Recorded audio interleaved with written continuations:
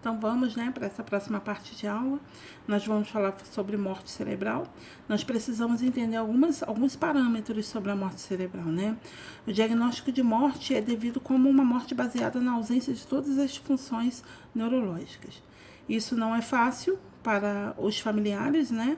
Porque você dizer para a família que o cérebro parou e que o corpo continua funcionando por estímulos medicamentosos, muitas das vezes o familiar, ele, por pouco conhecimento, ele não vai acreditar na sua palavra, tá?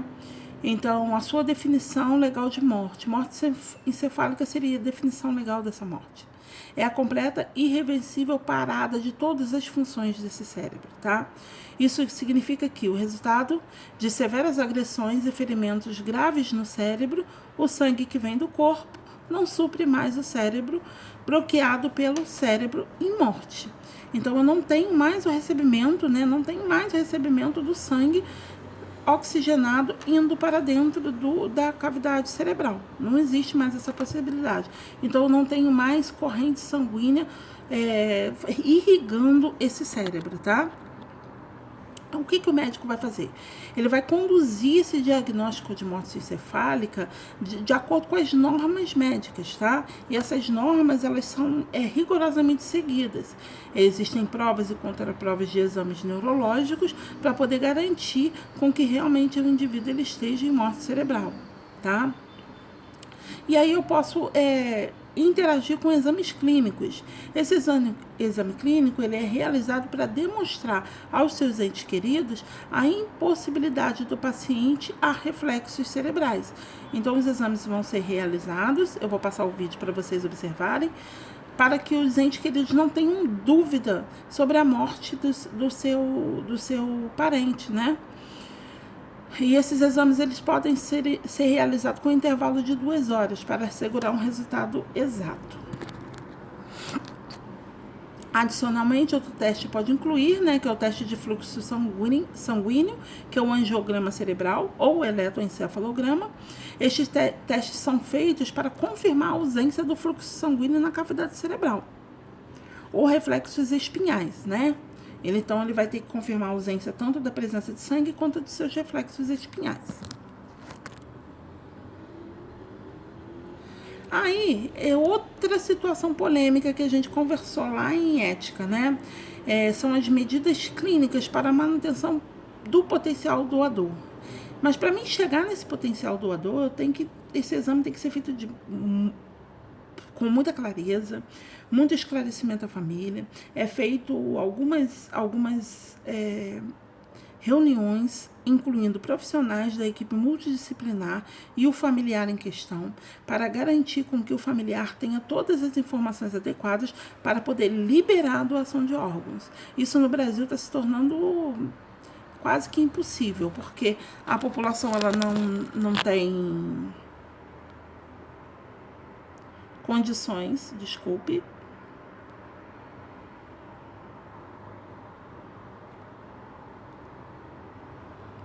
Só um minutinho. Meu WhatsApp, só ele que entrar. A população ela não tem condições de compreender, né, todo esse manejo, porque também não se é explicado como que ele vai compreender, né?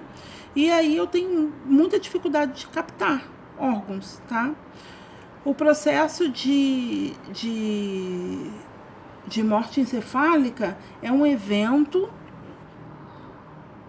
amplo, que cursa com diversas alterações fisiológicas decorrentes da inativação dos cérebros e do controle pressórico, hormonal e respiratório do indivíduo, né? Então, a partir do momento que ele não tem mais nenhum tipo de resposta, ele se torna um potencial doador. Só que entendendo, ele só vai se tornar um potencial doador quando a família libera esse transplante, tá? A detecção precoce da morte, ela facilita com que eu tenha tempo hábil para o transplante. Outro dano é o tempo hábil, porque muitas das vezes essa equipe ela precisa vir do estado, né? Existe uma equipe de captação, e essa equipe ela vem para fazer o transplante, levar os órgãos e fazer as doações. E eu preciso de tempo hábil. E aí, essa demora entre os exames e a conversa com os familiares, ela acaba fazendo com que eu tenha certas dificuldades, tá? e perca de tempo que faz com que o transplante não aconteça.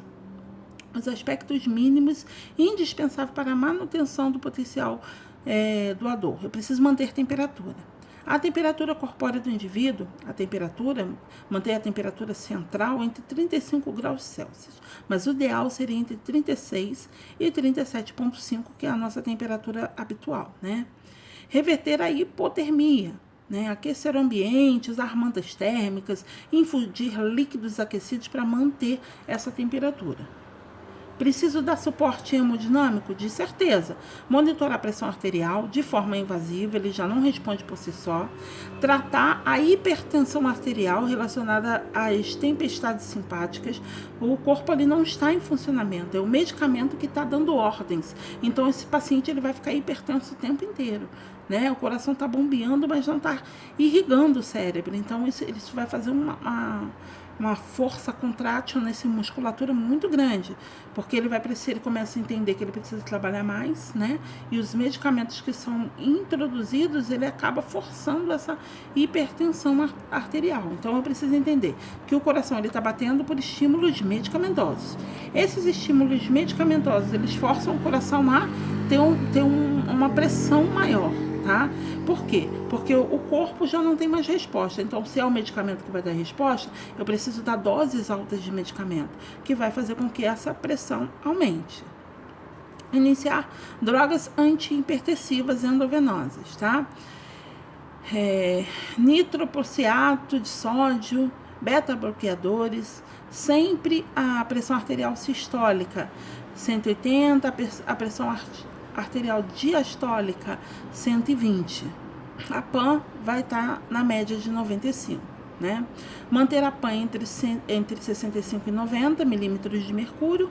Iniciar uma reposição volêmica de cristalóides se houver hipotensão. No caso de hipotensão, cristalóides. Infundir drogas vasoativas, né, para poder fazer a liberação desses vasos. Aí eu falo de noradrenalina. Adrenalina, gente, é uma infusão de drogas para manter esse corpo vivo, tá? Isso tem que ser tudo muito rápido, porque não vai aguentar muito tempo, né?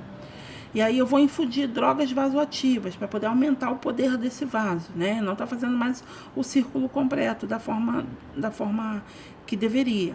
Então eu vou infundir noradrenalina, adrenalina ou dopamina na dose necessária para atingir a meta da pressão arterial. Então ele vai estimular, né? Vasodilatar, facilitar o acesso. Adequar a reposição volêmica subsequente usando parâmetros dinâmicos. Valorização da pressão de pulso, elevação das pernas, ecocardiograma. O paciente ele fica altamente controlado, porque se alguma coisa dessa daí sair fora do controle, o paciente ele vai entrar em parada cardiorrespiratória e você perde todos os órgãos do paciente, tá? Cuidado com as córneas.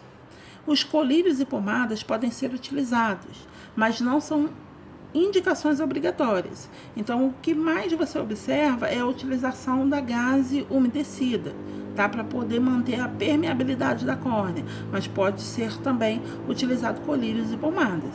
Manter pálpebras fechadas, sempre protegidas com gases umedecidas com soluções isotônicas. Doações. Consiste na remoção dos órgãos, né, e tecidos do corpo de uma pessoa recentemente que morreu, doador cadáver, tá morto, morte encefálica, né, ou de um doador voluntário vivo, com o propósito de transplantá-lo ou fazer um enxerto a outras pessoas vivas. Então, o transplante ele sempre vai ter a definição de ofertar um órgão ou um tecido a alguém que precisa muito daquilo para poder continuar a sua sobrevida, a sua vida, né? Os órgãos e tecidos removidos com procedimentos similares a uma cirurgia, sempre procedimento cirúrgico, tá? E todas as incisões, cortes são fechados após ao término da cirurgia. Então, o procedimento da retirada de órgãos é um procedimento cirúrgico, que vai ter a parte da incisão e do fechamento cirúrgico, tá? são realizados a pessoa em seu funeral não seja reconhecido como doadora por apresentar deformações ou cortes visíveis.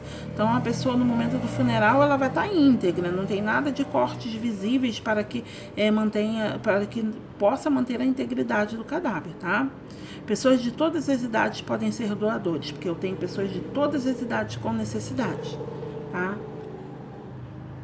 Tipo de transplantes. Isso aí já foi estudado, né, em sala de aula. Eu tenho o autoplásico, eu tenho o heteroplásico e o heterólogo. Transplante autoplásico é aquele chamado de autólogo, também chamado de autólogo, que se retira células ou tecidos de um indivíduo e transplanta para outro local do organismo do mesmo indivíduo. Então, retiro e transplanto para o mesmo organismo, tá bom? Retirada de vezes safena é um dos exemplos, né?